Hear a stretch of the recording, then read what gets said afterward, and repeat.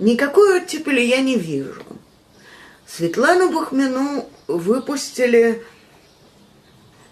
во-первых, потому что случай действительно вопиющий. А во-вторых, потому что, чтобы тому гражданскому обществу, которое действительно показало себя как протестующее, бросить кусок и заткнуть рот. Ну вот вам ваша Бахмина. ФСБ, или как она тогда называлась, я не знаю, она никак не могла успокоиться, что не дают преследовать. Она начала выдумывать шпионские дела. Первые дела были Пасько и, забыла, в Петербурге, вот это дело Беллоны. Дела экологистов на самом деле. Экологистов, журналистов. Потом начались дела ученых.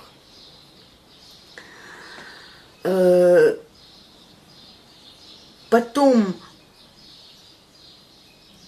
начались дела по советскому типу. Арест по политическому мотиву, обвинение уголовное.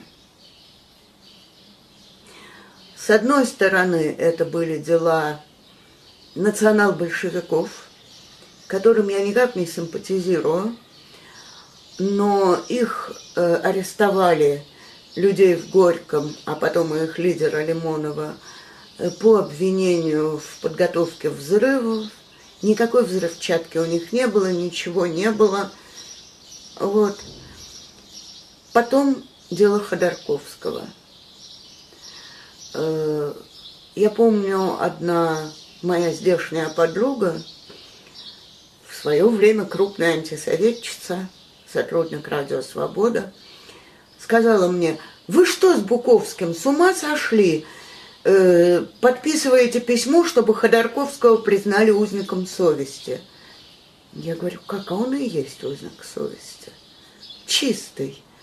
Ну, если в тот момент, когда мы только это писали, кто-то мог сомневаться, то я думаю, за то время, что он сидит, ни у кого уже сомнений не осталось, что и Ходорковский, и Лебедев, безусловно, узники совести.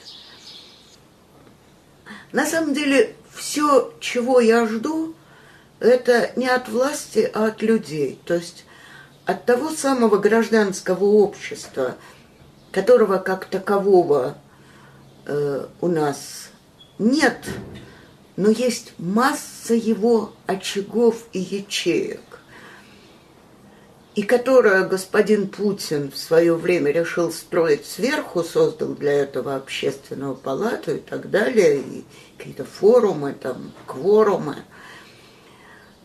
а которое может строиться единственным путем, снизу.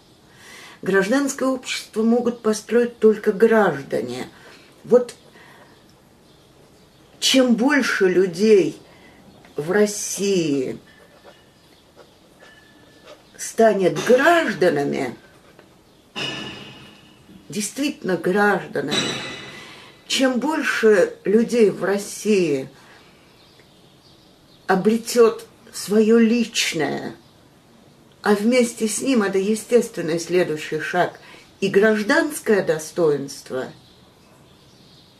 тем ближе мы будем, простите, я все-таки говорю мы, тем ближе мы будем к построению гражданского общества.